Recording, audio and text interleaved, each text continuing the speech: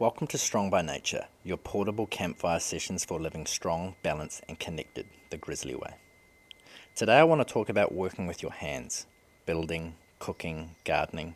For me, it's more than just a hobby. It's heritage, it's therapy, it's how I stay grounded in a world that moves too fast.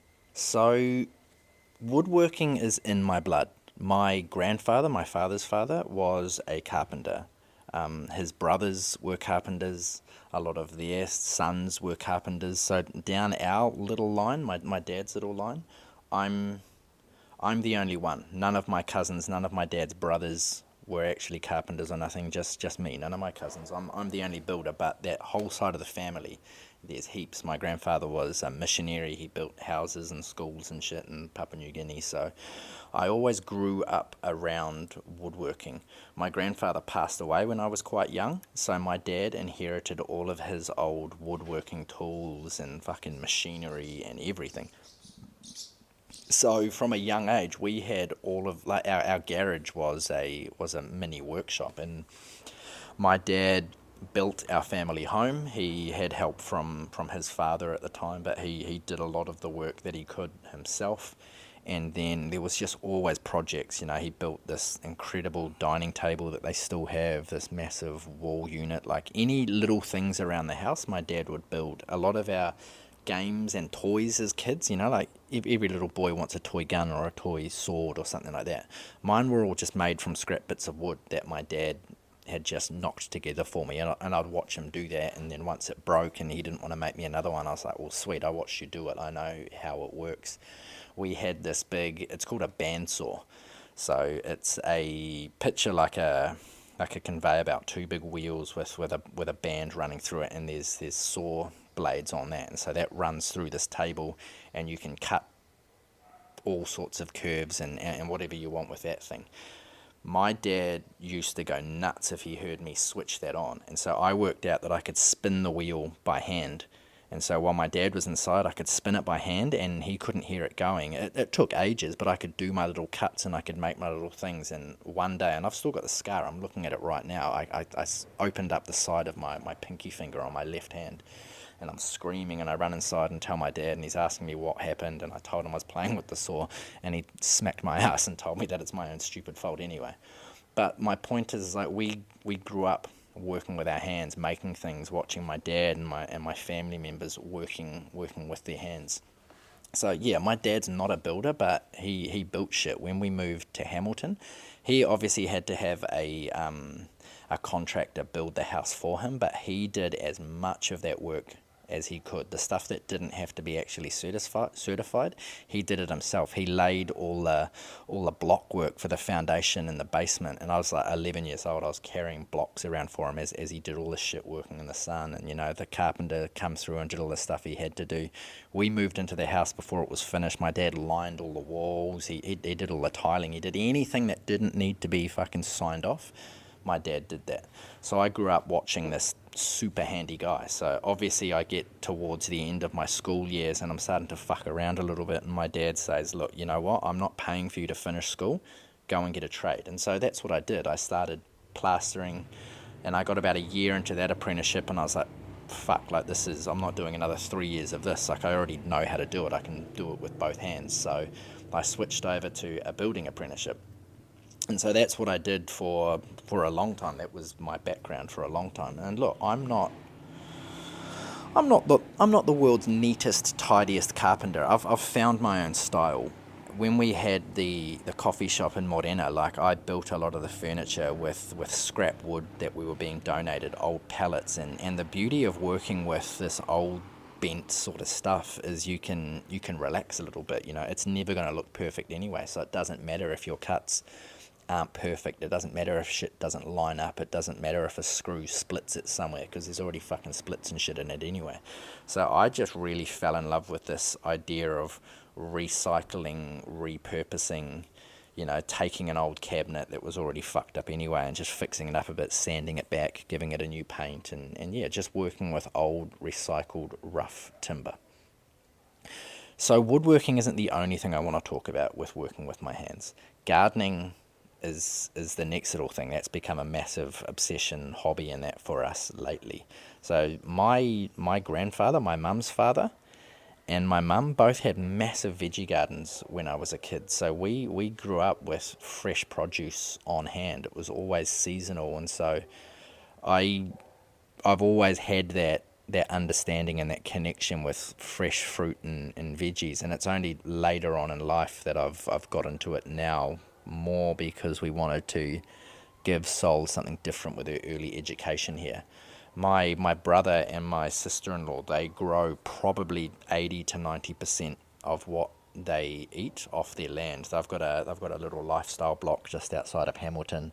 They've raised cattle and sheep and chickens and shit over the years, and they've also got a massive veggie patch. They preserve heaps of their stuff. They're drying excess fruit and vegetables, but they use fucking everything. And that's something that when we moved back to New Zealand, spending time out, I'll call it a farm. It's not really, but like for all senses of the word, we'll call it a farm.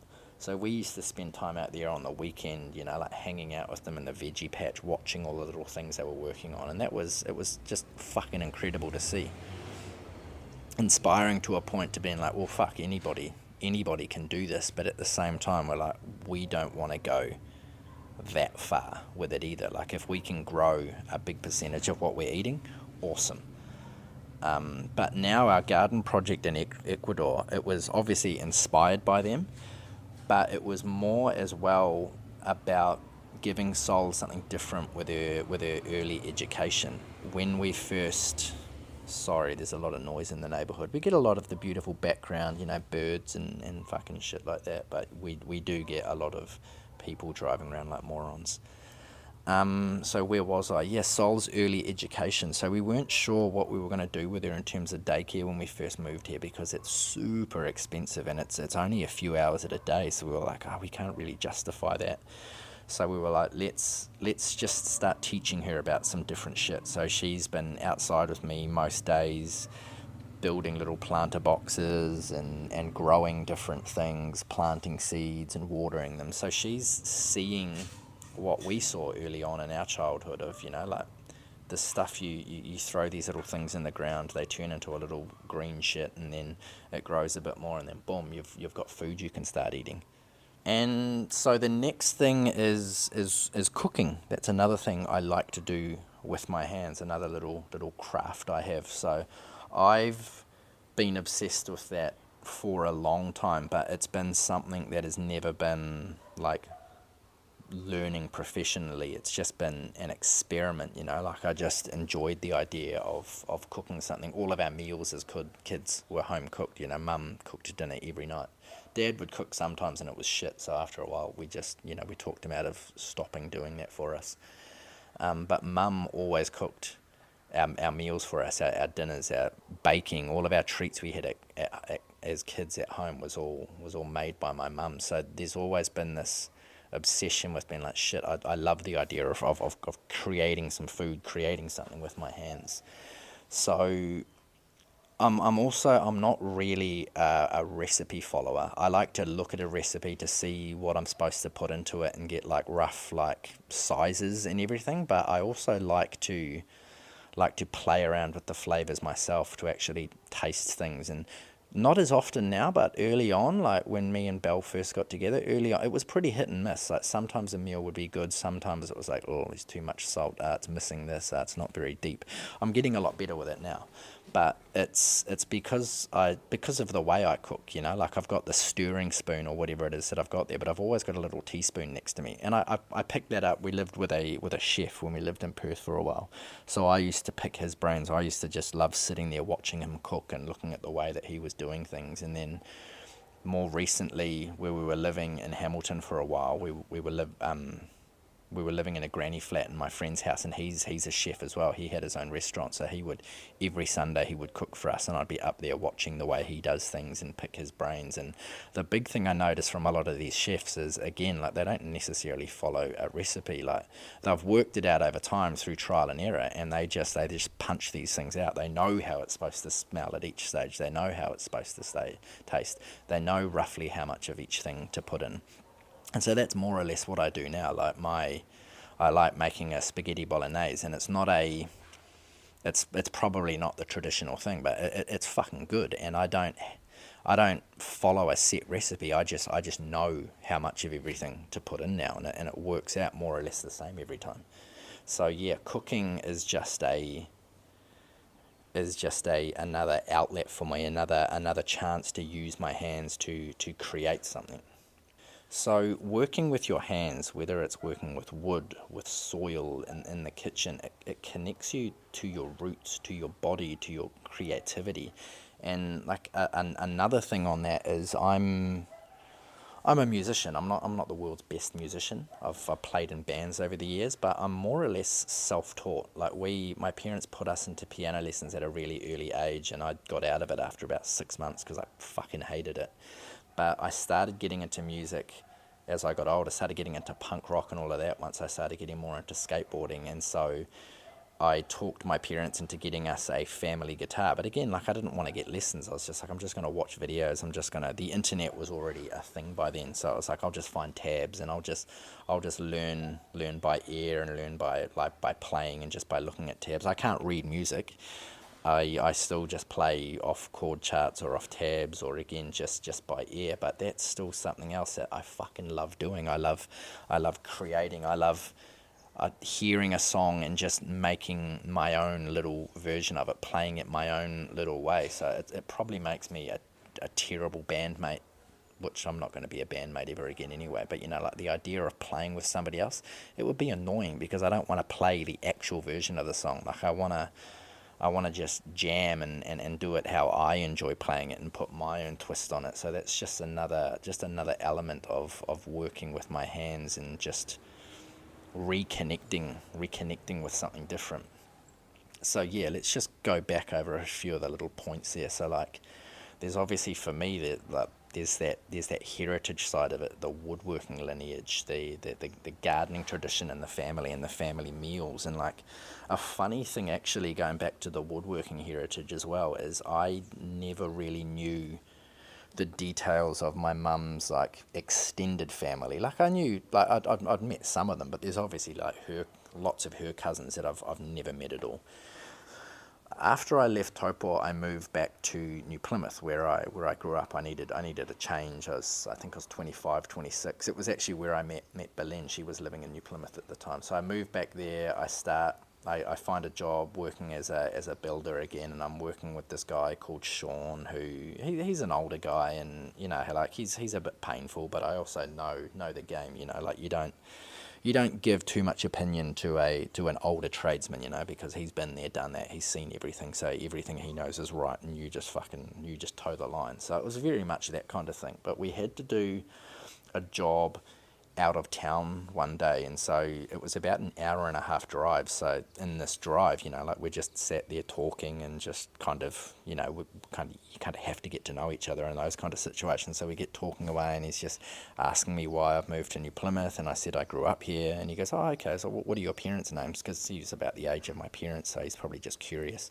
New Plymouth is a small town, so I tell him my parents' names, and there was like this light bulb moment for him, and he just looks at me and he goes, we're cousins. I go, what the fuck are you talking about? He goes, your mum is my cousin. And so it was just crazy. Then he goes, yeah, no, this whole side of the family, my dad was a carpenter, and my cousin's a carpenter, and my brother's a carpenter. So there was this whole other heritage and whole other lineage of carpentry on the other side of the family that I'd never grown up aware of. So like I look at that now and I'm like, well, fuck, I kind of had no choice but to fucking work with my hands, didn't I? Like both sides of my family are just full of men that just grew up working with their hands. Back to my little bullet points I had. So we just talked about heritage. Let's talk about the creativity and imperfection. So the rough carpentry, the just fucking jamming in the kitchen, the experimenting in the garden. That's like very much of who I am. I'm not chasing perfection with a lot of these things. I'm just enjoying the moment, enjoying creation, and I think that's like a good sort of way to be. Like not everything has to be perfect for you to sit down and be stoked with it. Like I think it's good to always sort of walk away being like, okay, next time I can work on that a little bit better, rather than just sitting down obsessing on perfection in that moment, and then walking away feeling like you've failed. I think perfection sometimes can be an unhealthy thing to be working towards. And then there's the mental health benefits as well. Like you're grounding yourself when you're doing these things. You're slowing down. You're being present. You're being aware.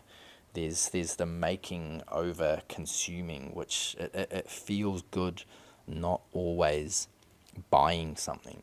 To be able to say that you've created something, that you've made it with your hands, and our house is very much like that now. Like yeah, like we still buy things. We are still products of this whole consumption era that we live in, but we make a lot of stuff by hand. And if we don't make it by hand, like a lot of the stuff we buy, somebody else has made it by hand. Like this whole handmade thing is just such a beautiful thing to be a part of, I think, to keep supporting. And maybe it's the entrepreneur in us that we just love supporting local business, but just having handmade stuff, it's there's a story there, there's a history there, there's my story, but there's also a story I'm completely unaware of. Like the coffee cup I'm drinking out of now is one of Belle's friends has started a pottery company, and it's fucking incredible the stuff that she makes. And so she's made this awesome cup which has a story for me, but there's also the story and the experience she went through while she was making it that I'm completely unaware of. Like the stuff you have has history, and that's a beautiful thing. And then there's the vision, right? There's the vision with everything that I've got going on here. Like one day we want to be growing a big chunk of our food. It's just part of that grizzly lifestyle. Like one day I want to build our house, to say that I put this roof over my family's head all by myself. Obviously there's certain elements I'm not going to do, like I don't know if I can be bothered with the plumbing and then the electrical side of it. Like I'm not fucking around with electricity. I mean plumbing, yeah, you can see when you fucked up plumbing because water goes everywhere, but you can't see when you fucked up with electricity. It's fucking invisible. So I'll leave that up to the people that deal with that every day. But yeah, there's a big, I want to be able to build the vast majority of my house one day as well. Like probably because of the way I grew up, like I watched him build one, and I grew up in another one that he built before I was born. But like my dad played a part in building the two homes that he's owned, which is fucking awesome. My little brother, he didn't build his house. He's in a second house now, but he renovated the first one. He's renovating the second one, and okay, like he's got tradesmen in to do certain parts of it, but heaps of it, those two have done it themselves. They've sanded out the whole floors. They've painted the house. Anything structural and anything that needs qualifications, somebody else has done that. But like it's such a beautiful thing to say that you're like, okay, I owned this, fucking, I bought this piece of shit and I turned it into this really awesome thing. Like that's a cool thing to be able to say that you've done. So let's look into our practical takeaways for this session. So the first thing, let's do something with our hands this week. And I'm not going to say you need to try and do all three of these, but I think everybody's capable of doing at least one of these things. So build, garden, cook, right? Build or upcycle something instead of just throwing something out that you're not into anymore. Just look at it and be like, hey, fuck, maybe if I just buy some sandpaper and just sand back the edges and make it look a little bit more weathered, will that completely change the vibe of it? Can I just, instead of getting somebody in to fix that door handle, can I just find a YouTube video that shows you how to take a door handle off and fix it? Because replacing a door handle is not fucking hard, but a lot of people will pay somebody to do that. Like, have a look around your house. Is there that one cupboard door that's been annoying you? Is there that one door that's a little bit squeaky? Can you have a crack at fixing it yourself? Like, YouTube is a gold mine for finding all of that sort of stuff. So build something, fix something. The other thing is the garden. Maybe you've already got a garden, so just plant something new. Maybe you don't. Plant something.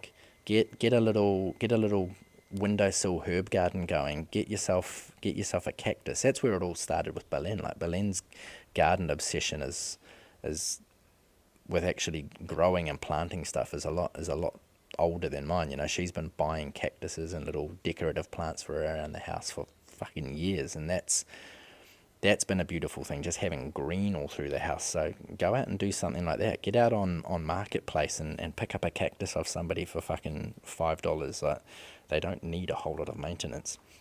And then as well, cook something. Make a meal from scratch. Improvise instead of following a recipe, but just make something a little bit different. Like TikTok, Instagram, YouTube, they've all got these crazy little recipe ideas you can follow. So yeah, follow a recipe or just make something up from scratch, but cook something this week. You don't have to be a carpenter or a chef. Just pick a way to create instead of consuming this week. Pick up that dusty old guitar you've got hidden in the back cupboard. Just create something this week. That's my challenge and my takeaway for you from this episode. So what's one thing you've built, grown, or cooked lately? Doesn't matter how small. I'd love to hear it and maybe share it in future campfire sessions.